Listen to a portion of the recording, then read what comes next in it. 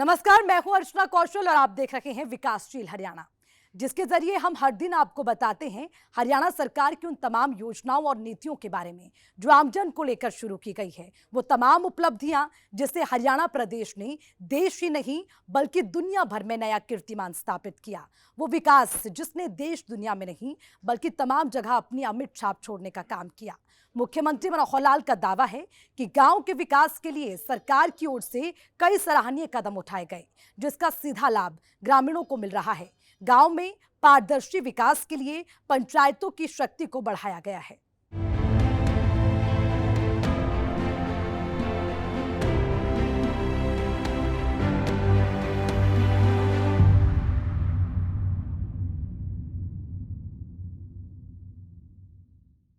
सबसे पहले बात ई टेंडरिंग प्रक्रिया की।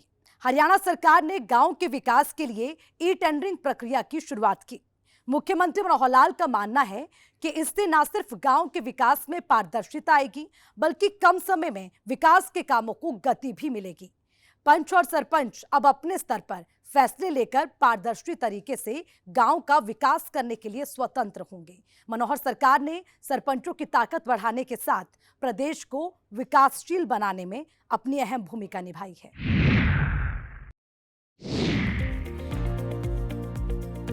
मुख्यमंत्री मनोहर लाल कई बार इस बात का जिक्र कर चुके हैं कि बिना गांवों के विकास के शहर का विकास संभव नहीं है। लिहाजा पंचायती राज संस्थान को मजबूत और पारदर्शी बनाने के लिए ई टेंडरिंग प्रक्रिया की शुरुआत की गई है, ताकि अब पंच और सरपंच अपने स्तर पर फैसले लेकर पारदर्शी तरीके से गांवों का विकास कर सकें। सरकार के इस फैसले से गांव का पैसा कहां और किस रूप में खर्च किया जाना है, खुद सरपंच, पंचायत समिति चेयरमैन और जिला परिषद चेयरमैन आपसी सहमति से तय करेंगे। मुख्यमंत्री मनोहर लाल का मानना है कि पहले गांवों के विकास के लिए फाइलें टेबल पर धूल फेंकती रह जाती थीं, लेकिन अब ऐसा नहीं होगा। सरकार की ओर से जारी एक एक पैसा स्थानीय जनप्रतिनिधि अपनी मर्जी से खर्च कर सकेंगे। हरियाणा सरकार ने ई टेंडरिंग पर अपने मनोहर फैसले का जिक्र करते हुए बताया कि सरपंचों के खर्च की सीमा 2 लाख से 5 लाख रुपए कर दी गई है। 5 लाख से ऊपर के काम ई टेंडरिंग से होंगे। कोटेशन के काम की मैक्सिमम लिमिट 25 लाख रुपए कर दी गई है। छोटी पंचायतों का पैरामीटर अलग करने का फैसला लिया गया। कोटेशन के काम 50% से ज्यादा नहीं करवाए जाएंगे। मनोहर सरकार ने बताया कि कोटेशन के काम की जिम्मेदारी सरपंच की होगी। मनोहर फैसले में बताया गया कि 1 अप्रैल से सरपंचों का मानदेय 5,000 रुपए किया जाएगा, वहीं पंचों का मानदेय 1,600 रुपए किया जाएगा। सरपंचों और पंचों को डीए देने की भी मंजूरी मनोहर सरकार ने दी है। बिजली के बिलों पर 2% का कर भी पंचायत को मिलेगा। साथ ही संपत्ति की बिक्री का 1% पैसा ग्राम पंचायतों को मिलेगा। छोटी पंचायतों में 20 लाख तक के प्रस्ताव पर 5 लाख रुपए छोड़े जाएंगे। बड़ी पंचायतों में 25 लाख के प्रस्ताव पर 10 लाख रुपए छोड़े जाएंगे, जिसे लेकर कुल 6,217 पंचायतें और 5,048 पंचायतों ने प्रस्ताव डाला है। अभी तो सरपंच, क्योंकि सरपंचों का जब चुनाव हुआ उस समय भी कुछ बातें हमने घोषित की थी।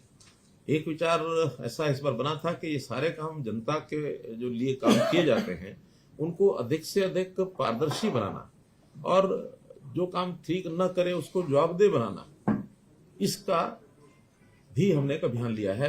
जितना पैसा हम भेजेंगे, चूंकि टेक्नोलॉजी का जमाना आ गया है तो टेक्नोलॉजी से हर चीज को मॉनिटर भी किया जा सकता है। वो समय अब खत्म हो गया कि जब कोई प्रधानमंत्री भी ये कहता था कि 1 रुपया ऊपर से भेजा जाता, नीचे 15 ही पैसे पहुंचते हैं। अब तो टेक्निकली 1 रुपया अगर भेजा जाएगा तो 1 ही रुपया खाते में नीचे जाएगा, बीच में कोई स्कोप नहीं है उसमें से कोई एक भी पैसा निकाल ले। इसलिए उस पारदर्शिता को लाने के लिए ई टेंडरिंग की व्यवस्था हमने शुरू की थी। और ई टेंडरिंग की व्यवस्था में एक लिमिट, जो कि पहले तो तकरीबन बड़ी राशि का काम सरपंच ई टेंडरिंग के बनाई करवाते थे, लेकिन इस बार एक लिमिट लगाई थी हमने पहले तो 2 लाख रुपए की, कि 2 लाख रुपए से नीचे के जो काम हैं वो लोग कोटेशन के आधार पर करा सकते हैं। 2 लाख या इससे ऊपर के काम सारे ई टेंडरिंग पर होंगे। अब थोड़ा विवाद हुआ कि नहीं 2 लाख रुपए बहुत कम है, इससे तो शायद एक गली भी नहीं बनती है, फिर हमें अलग अलग से छोटे छोटे काम कराने पड़ते हैं। उनकी मांग को ध्यान में रखते हुए, मांग तो बहुत ज्यादा थी, लेकिन हमने सब विचार विमर्श करने के बाद बहुत से सरपंचों से अलग अलग भी बात हुई, जनता के लोगों से भी बात हुई। सो फॉर सो अभी 2 दिन पहले हिसार में किसानों का एक मेला था, कृषि मेला। कृषि मेला में लगभग 10,000 से ऊपर संख्या थी जहां मेरा संबोधन हुआ और मैंने खुल करके पूछा, मैंने कहा ये ई टेंडरिंग के विषय में हमको जो हमारा स्टैंड है ठीक है कि नहीं है, तो सब ने हाथ खड़े करके और खूब तालियां बजाकर कहा कि ये बहुत अच्छा स्टेप है, इससे भ्रष्टाचार भी रुकेगा, पारदर्शिता भी होगी, काम करने वाले लोगों को, नए लोगों को भरने का भी अवसर मिलेगा। वरना तो वही फिर अपने अपने लोग और घूम घाम के उन्हीं को काम मिलता, वही करते हैं, दूसरे नए आदमी को आने का अवसर मिलता नहीं है। तो ई टेंडरिंग के कई फायदे हमारे हैं। तो उसमें से मैं ये तो नहीं कह सकता कि हर एक सरपंच मान गया होगा, लेकिन अधिकांश सरपंचों ने हमारी बात मान करके और काम कराने शुरू कर दिए हैं। हमने इसमें थोड़ा उनकी डिमांड को ध्यान में रखते हुए अभी निर्णय लिया है कि ये 2 लाख की बजाय इस लिमिट को हम 5 लाख रुपया कर रहे हैं, और 5 लाख रुपए तक के काम वो कोटेशन के आधार पर करेंगे। 5 लाख से ऊपर के काम सभी ई टेंडरिंग से होंगे। एक विषय था कि इनको जो मानदेय हम देते हैं उस मानदेय को बढ़ाया जाए, तो हमने उसको भी अप्रैल से जो मानदेय उनको मिलेगा अब आगे 3,000 रुपए से बढ़ाकर सरपंच के लिए 5,000 रुपया किया है, और जो पंच है उसका मानदेय 1,000 से बढ़ा के 1,600 रुपया किया है, और इसको डीए रेट से जोड़ दिया है। यानी जो बेसिक 3,000 और 1,000 है, इसके ऊपर डीए, जैसे आज की डेट में वैसे तो डीए 40-42% ही है, 42%। हाँ, तो 42% के हिसाब से तो ये बनता 4,200 रुपया, लेकिन अभी हमने उसको 5,000 कर दिया है। इसी प्रकार से 1,000 का भी वो 1,400 बनता, उसको 1,600 कर दिया। तो ये डीए बढ़ते बढ़ते 60% से जब ऊपर हो जाएगा, तब उनका उस डीए के हिसाब से जो उचित होगा वो फिर 5,000 से भी ऊपर वो जा सकते हैं सरपंच, और ये 1,600 रुपए से भी ऊपर जा सकते हैं। As per calculation of DA ये इनके रेट हर 6 महीने के हिसाब से वो बढ़ते जाएंगे। कार्यकाल कभी किसी का कितना ही हो, लेकिन अभी जो बेसिक 2016 के रेट से ये बढ़ेगा, 2026 में इसको फिर रिवाइज किया जाएगा। 10 साल बाद जैसे कर्मचारियों का होता है, हर 10 साल के बाद रिवाइज होता है, डीए चलता रहता है, बाद में 10 साल बाद डीए को मर्ज कर देते हैं, और फिर बेस रेट 10 साल का दोबारा से शुरू होता है। तो हमने प्राय और भी जहां इस प्रकार के विषय हैं, बजाय हर दिन कोई डिमांड रखे, तो एक बार तय किया, फिर उसके बाद 10 साल तक डीए रेट्स। हमने तो इवन जो हमारे विधायकों की जो पेंशन है उसको भी डीए रेट्स का जोड़ दिया है। ऐसे ही मिनिमम वेजेस एक्ट के अंतर्गत जो मिनिमम वेजेस तय होते हैं उसको भी डीए के साथ नहीं, बल्कि उसको सीपीआई सर डीए भी सीपीआई के ऊपर लगभग वैसे ही होता है। हाँ। बिजली के जो बिलों के ऊपर 2% का हमने एक पंचायत कर लगाया है, उसको भी पंचायतों को रेगुलर 3 महीने में दिया जाएगा। अभी तक जो पिछला बचा हुआ है वो 1 अप्रैल 23 के बाद सब कैलकुलेशन करा रहे हैं, तुरंत पिछला जो एरियर है वो भी उनको मिलेगा आगे हर 3 महीने में, क्योंकि बिजली के जो बिल होते हैं वो उनसे लेने होते हैं। पंचायत घर का बिल है, कोई ट्यूबवेल का बिल है, कोई स्ट्रीट लाइट का बिल है, जो भी है ये सारे पंचायत से लेने होते हैं, और जो उनके एरिया में जितना भी बिल बनता है एग्रीकल्चर को छोड़कर, उसका 2% उनको देना होता है। मुख्यमंत्री मनोहर लाल का मानना है कि जो भी विकास कार्य किए जाएंगे वो ऑडिट के सिस्टम से होंगे। एस्टीमेट, बिल, भुगतान कॉमन पोर्टल से होंगे। रेट की बात पर मुख्यमंत्री मनोहर लाल ने जिक्र किया कि HSR रेट और DC रेट के बीच समन्वय बनाया जाएगा। लोकल लेवल पर DC रेट बनाए गए हैं और HSR रेट को जिला स्तर पर बनाकर नोटिफाई किया जाएगा, जिससे विकास कार्यों में काफी पारदर्शिता दिखाई देगी। जो हमारी बातचीत तो सारे प्रतिनिधिमंडल से हुई है, उन्होंने उसको स्वीकार किया कि जो भी कोटेशन का काम होगा, लिमिट चाहे कुछ भी होगी, लेकिन उसका ऑडिट ये जरूर होगा। और ऑडिट का सिस्टम भी अब जिसको कहना चाहिए कि ऑनलाइन प्रणाली से ही होगा। ऑनलाइन प्रणाली से ही उसके जो एस्टीमेट हैं वो तैयार किए जाएंगे, ऑनलाइन उसकी एमबी भरनी होगी, बिल भी अपलोड होंगे, भुगतान जो है वो भी एक कॉमन पोर्टल से होगा। विषय आएगा रेट का। रेट्स 2 प्रकार के ये प्रचलित हैं। एक है HSR rates, Haryana scheduled rates, दूसरे हैं DC रेट्स। लोकल लेवल पर DC रेट शायद इसीलिए बनाए गए हैं कि हर जिले में इस प्रकार की चीजों के रेट थोड़ा डिफर करते हैं, चाहे रेत का रेट है, चाहे ईंटों का रेट है, चाहे मानो टाइल्स का रेट है, क्योंकि जो बल्कि मटेरियल होता है उस रेट को वहां के लोकल परिस्थिति के हिसाब से रखना पड़ता है। उसका फ्रेट कितना लगता है, कितनी दूर से लाना पड़ता है, इसलिए एक ही रेट नहीं रखा जा सकता। जहां ईंटें बनती हैं वहां थोड़ी सस्ती मिलेगी, जहां ईंटें बनती ही नहीं है, दूर से आती है, तो स्वाभाविक है ईंट के रेट से एक बहुत बड़ा प्रतिशत उसका फ्रेट में जाएगा। यही स्थिति मिट्टी की, रेत की, इंटरलॉकिंग टाइल्स की, कभी कभी मजदूरी भी अलग अलग होती है। कुछ स्थानों पर मजदूरी सस्ती होती है, कहीं कहीं एनसीआर एरिया में मजदूर महंगा मिलता है, तो उन रेट्स का थोड़ा डिफरेंस ये हमेशा रहता रहा है। इसमें अब उनकी मांग क्या थी कि इन रेट्स को रियल लेवल पर लाया जाए जो मार्केट रेट है।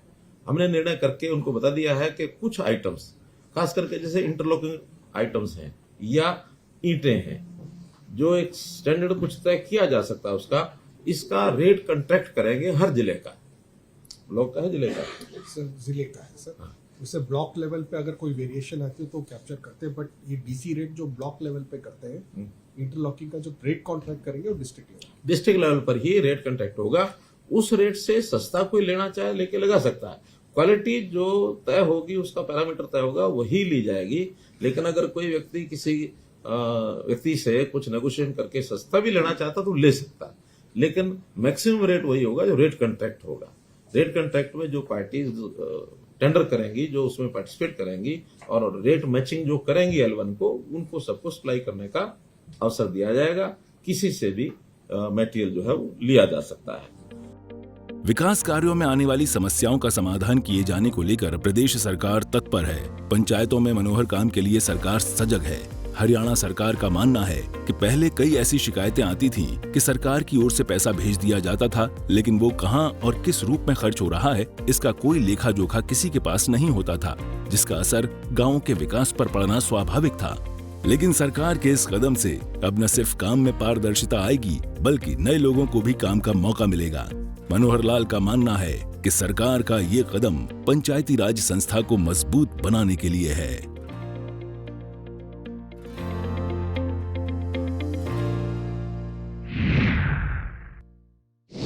ई टेंडरिंग को लेकर फैली भ्रांतियों को दूर कर विकासशील हरियाणा के लिए ई टेंडरिंग कितनी कारगर है, इससे प्रमुखता से समझाने पर मुख्यमंत्री मनोहर लाल ने जोर दिया।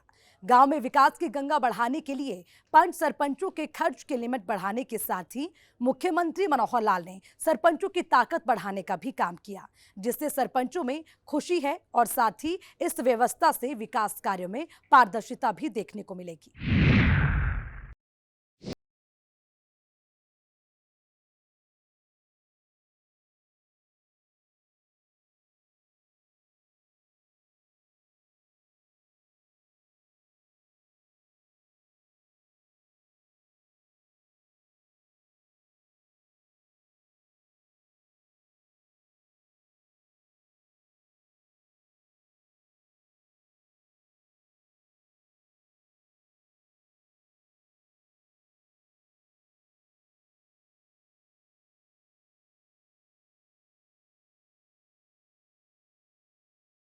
इसी प्रकार ग्राम सचिव की जो ACR लिखी जाएगी, उस ACR पर भी सरपंच को अपनी टिप्पणी देने का अधिकार होगा कि उस ग्राम सचिव का व्यवहार कैसा है। उसके लिए एक रिमार्क्स के लिए, और वो रिमार्क्स देख करके ही उसकी ACR जो अधिकारी है उसको हिसाब से लिखेंगे।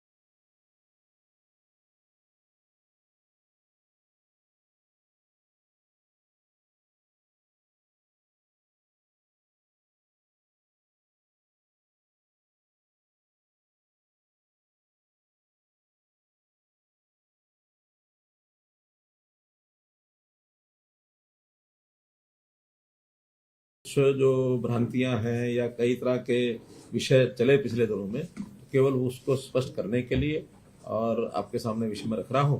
आपको कोई बात उसमें लगती है तो जरूर बाद में पूछें। पहली बात तो है कि जो पंचायती राज सिस्टम है, ये 3 टियर सिस्टम है, और 3 टियर सिस्टम में जिला परिषदें, पंचायत समितियां और ग्राम पंचायतें। कहीं एक मैसेज ये जाता है कि पंचायती राज में केवल पंचायतें ही आती हैं और पंचायतों में भी केवल सरपंच राज जो होता है वही होता है। तो पहली बात तो ये 3 टियर है। दूसरा, ये सरपंच राज के बजाय पंचायती राज इस पर चलने का एक सिस्टम, क्योंकि हम इनको अधिक से अधिक ताकतें नीचे ग्राउंड लेवल पर दें, उसके लिए पिछले कुछ सालों से लगातार प्रयत्न कर रहे हैं। जैसा इंटर डिस्ट्रिक्ट काउंसिल के माध्यम से, जिला परिषद के सीओज के माध्यम से, सीओज की नियुक्ति भी हमने आकर की थी, पहले कोई सीओज की नियुक्ति नहीं होती थी, अब सीओज को भी लगाया गया है। और जिला परिषदों को उनको अलग से इंजीनियरिंग डिपार्टमेंट भी उनके लिए खड़ा किया जा रहा है, उनकी कैपेसिटी बिल्डिंग भी कराई जा रही है। सबसे पहले तो इसमें हमने पिछले दिनों में सीओज और जिला परिषद के चेयरमैन इनकी बुला करके दिन भर एक मीटिंग की थी और उसमें कुछ बातें और हमने आगे बढ़ाई है। और उसमें जो चीज दोनों बार सरपंचों के साथ और जिला परिषद के साथ जो लागू होती हैं, कुछ तो वो बता रहा हूं मैं और कुछ जो है अलग अलग से भी इनका उल्लेख करूंगा। जैसे एक तो जब से चुनाव हुआ लगभग 1 क्वार्टर का समय शेष था, क्योंकि नवंबर में शायद चुनाव हुए थे, दिसंबर आते आते इनका ओथ हुई थी, तो जनवरी से लेकर और मार्च तक ही काम के समय बचते थे। फिर भी हमने जो एसएफसी का लास्ट क्वार्टर का पैसा है उससे भी ज्यादा पैसा, कुल 1100 करोड़ रुपया इनको एलोकेट किया था तीनों को, जिसमें जिला परिषदों का 110 करोड़ रुपए था और पंचायत समिति का 165 करोड़ रुपया और पंचायतों का 850 करोड़ रुपया। तो ऐसा ये 1100 करोड़ रुपए की राशि हमने भेजी थी। इस राशि को एसएनए अकाउंट उसके अंदर जमा कराया गया था। एसएनए अकाउंट एक ज्वाइंट अकाउंट होता है और उस ज्वाइंट अकाउंट में से ही और ये लोग अपने अपने काम के हिसाब से उसमें से पैसा ये निकाल सकते हैं। जो काम हो जाएंगे या जिनके टेंडर हो जाएंगे उसका पैसा उसमें रिजर्व हो जाता है। और उसमें जिला परिषदों को हमने कई जो उस दिन निर्णय किए हैं, पहला तो हर जिला परिषद का अलग से अपना कार्यालय होगा 22 के 22। अभी कहीं एडीसी कार्यालय बैठते थे, कभी डीसी कार्यालय में 2 कमरे होते थे, कहीं कहीं कोई किराया पर लेके रखते थे, लेकिन हमने हर एक जिला परिषद का अलग से कार्यालय हो। सीओ वहां सरकारी अधिकारी बैठेगा और जिला परिषद चेयरमैन, वाइस चेयरमैन उनका अपना एक वहां सिस्टम होगा, मीटिंग्स वहां करेंगे, उनका स्टाफ वहां बैठेगा। तो ये सारा एक विषय किया गया है। इंजीनियरिंग विंग की जैसे मैंने बताई उसका गठन किया जाएगा। कर्नाटक में इसका बहुत अच्छा उदाहरण है जिला परिषदों का, वहां अच्छी सशक्त हैं और हमने ये भी किया है कि कुछ प्रतिनिधि जिला परिषद का, एक आध आदमी, एक आध पंचायत समिति का, सरपंचों में से भी और कुछ हमारे अधिकारी जहां जहां पंचायती राज सिस्टम अच्छा है उसको अध्ययन करने के लिए भी जाएंगे, ताकि वहां क्या अच्छा है उसको बेस्ट प्रैक्टिसेस जो भी हैं देश भर में उनको अडॉप्ट करेंगे। ये हमने तय किया है। जिला परिषद को हमने जो कुछ काम उनको जिम्मे लगा दिए हैं, जिसमें जिला परिषद बस्क्यू शेल्टर्स, ई लाइब्रेरीज और शिवधाम योजना के अंतर्गत जो शमशान घाट और कब्रिस्तान के जो 4 काम हमने तय किए हैं वो सब, इसी प्रकार से खेत खलियान योजना के अंतर्गत जो 5 क्रम के रास्ते हैं उनको भी अब जिला परिषद ही पक्का करेंगी। पहले अब ये 5 क्रम के जो रास्ते थे, 5 क्रम के तो हैं मार्केटिंग बोर्ड के, 4 क्रम या इससे नीचे के ये जिला परिषद करेंगी। और मार्केटिंग बोर्ड की जो सड़कें हैं उनकी मेंटेनेंस, रिपेयर ये जिला परिषद करेंगी। हर ब्लॉक में 5 बड़े गांव जिनकी सबसे ज्यादा आबादी है या 10,000 के आबादी के सब गांव, अगर वो 5 से ज्यादा भी हैं ब्लॉक में, तो वो भी उसके अंदर स्ट्रीट लाइट लगाने की जो व्यवस्था है ये जिला परिषद के द्वारा कराई जाएगी। ग्रामीण क्षेत्र में पीएचसी, स्कूल मरम्मत का कार्य ये भी जिला परिषदें करेंगी। आंगनवाड़ी भवन तथा उसका रखरखाव, मिड डे मील योजना की मॉनिटरिंग और इसका फीडबैक ये भी सब जिला परिषद के जिम्मे लगाया है। स्वच्छता अभियान के अंतर्गत भी जैसे शहरों में म्यूनिसिपैलिटीज कराती हैं, वैसे जिला परिषद घर घर कूड़ा एकत्र करने की प्रक्रिया वो भी उनके माध्यम से शुरू कराई जाएगी। सॉलिड वेस्ट मैनेजमेंट के तहत बायोडिग्रेडेबल, नॉन बायोडिग्रेडेबल कूड़े को जो अलग अलग उसका निष्पादन करना है, सेग्रीगेशन करना है, वो भी उनके द्वारा कराया जाएगा। इस प्रकार से ग्रामीण क्षेत्र में जो स्वच्छता व्यवस्था का जो बड़ा काम है ये जिला परिषदों के माध्यम से और इसको इनिशिएट किया जाएगा। कुछ ई टेंडरिंग से होंगे, कुछ कोटेशन से होंगे। ई टेंडरिंग के जो काम होंगे उसकी क्वालिटी, उसका बाकी सब, कोई भी शिकायत आएगी उसकी क्वांटिटी क्वालिटी में किसी प्रकार की, उसकी जिम्मेवारी अधिकारी की होगी, जो हमारा इंजीनियरिंग डिपार्टमेंट है, जो उसकी गुणवत्ता को यानी तकनीकी रूप से जो जिम्मेवार है, जो साइन करेगा, जो उसको फाइनल करेगा, वो उसकी होगी। लेकिन जो कोटेशन के ऊपर किए जाने वाले काम है, इसकी जिम्मेवारी सरपंच की होगी, क्योंकि कोटेशन का काम सब उसी के ऊपर आधारित है। उसने किससे काम कराना है, कैसा काम हुआ, कैसे उसने मटेरियल लगाया, क्या किया, तो वो जिम्मेवारी सरपंच की होगी। इसलिए अब सोचना सरपंच ने और पंचायत ने है कि हम अपने इस काम को कोटेशन के आधार पर भी कराएं या ई टेंडरिंग में ही जाएं, जैसा उनको ठीक लगेगा। यानी जो मिनिमम 25 लाख वाला काम 6 लाख से नीचे या 50% वाला, उसमें भी अगर उनको लगता है कि हमें काम सेफली होने में दिक्कत नहीं आ रही तो करें। अगर उनको लगता है कि नहीं इसमें तो हमें नहीं कठिनाई आ रही है तो फिर वो ई टेंडर में चले जाए, छोटे काम भी चले जाए। तो 25 लाख तक भी टेंडरिंग में जा सकते हैं, उससे नीचे वाले तो जा ही सकते हैं, उससे ऊपर नहीं जा सकते। एक विषय था कि इनको जो मानदेय हम देते हैं उस मानदेय को बढ़ाया जाए, तो हमने उसको भी अप्रैल से जो मानदेय उनको मिलेगा अब आगे 3,000 रुपए से बढ़ाकर सरपंच के लिए 5,000 रुपया किया है, और जो पंच है उसका मानदेय 1,000 से बढ़ा के 1,600 रुपया किया है, और इसको डीए रेट से जोड़ दिया है। यानी जो बेसिक 3,000 और 1,000 है, इसके ऊपर डीए, जैसे आज की डेट में वैसे तो डीए 40-42% ही है, 42%। हाँ, तो 42% के हिसाब से तो ये बनता 4,200 रुपया, लेकिन अभी हमने उसको 5,000 कर दिया है। इसी प्रकार से 1,000 का भी वो 1,400 बनता, उसको 1,600 कर दिया। तो ये डीए बढ़ते बढ़ते 60% से जब ऊपर हो जाएगा, तब उनका उस डीए के हिसाब से जो उचित होगा वो फिर 5,000 से भी ऊपर वो जा सकते हैं सरपंच, और ये 1,600 रुपए से भी ऊपर जा सकते हैं। हरियाणा के मुख्यमंत्री मनोहर लाल ने जिला परिषद को और भी सशक्त किया है। तिमाही के लिए अलॉट 1,100 करोड़ रुपए में जिला परिषद को 110 करोड़ रुपए, ग्राम पंचायत के लिए 165 करोड़, पंचायतों के लिए 850 करोड़ रुपए अलॉट किए गए हैं। विकास को रफ्तार देने के साथ काम में पारदर्शिता लाने के लिए मनोहर सरकार गांवों में कराए जाने वाले कामों की ऑडिट कराएगी। मुख्यमंत्री मनोहर लाल ने बताया कि जिला परिषद के सीईओ और चेयरमैन की मीटिंग अलग अलग से होगी और हर 3 महीने में जॉइंट मीटिंग होंगी, ताकि किए गए विकास कार्य का मूल्यांकन किया जा सके।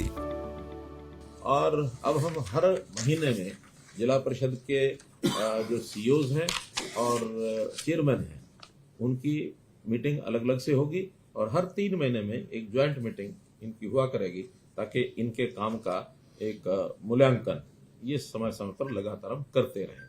क्योंकि हम चाहते हैं कि जो काम अभी तक यानी प्रदेश सरकारों के डिपार्टमेंट्स के माध्यम से ही इनिशिएट किए जाते थे, लेकिन इकाइयां बहुत हैं, 6,220 पंचायतें हैं, 150 के लगभग ब्लॉक्स हैं, 22 हमारी जिला परिषद हैं, तो इतने बड़े इकाइयों के काम को डिसेंट्रलाइज करके जितना ज्यादा कराएंगे उतना सेवाओं का लाभ जनता को अधिक मिलेगा।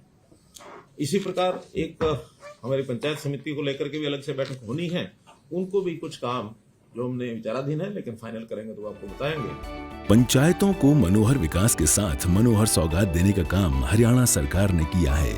विकास कार्यों की मीटिंग से हर पहलुओं को जांचा और परखा जा सकेगा, तो वहीं मनोहर सरकार ग्राम सभा से भी फीडबैक लेने का काम करेगी। कामों की गुणवत्ता के लिए बनाई गई क्वालिटी टेस्ट टीम से सुधार आएगा। सरकार की प्रमुखता है कि इन बिंदुओं से प्रदेश में मनोहर विकास को धार मिल सके, रफ्तार मिल सके। प्रदेश हित में नित्य निरंतर मनोहर सरकार काम कर रही है। मनोहर सरकार प्रदेशवासियों को सशक्त और आत्मनिर्भर बनाने के लिए लगातार काम कर रही है। हरियाणा सरकार की ओर से चलाई जा रही योजनाओं, नीतियों का लाभ आज हर वर्ग को भरपूर मिल रहा है, और यही वजह है कि मुख्यमंत्री मनोहर लाल अब तक प्रदेश के सबसे लोकप्रिय मुख्यमंत्री साबित हो रहे हैं। हरियाणा सरकार का लक्ष्य समाज के सभी तबकों तक मनोहर योजनाओं का लाभ पहुंचाना है, जिसके लिए काम किए जा रहे हैं। विकास की अमिट छाप छोड़ रहा हरियाणा मनोहर लाल के नेतृत्व में दिन दोगुनी रात चौगुनी तरक्की कर रहा है। तो इसी के साथ मुझे दीजिए इजाजत। कल फिर मिलेंगे इसी विकासशील हरियाणा में, इसी समय नई विकासशील नीतियों के साथ। नमस्कार।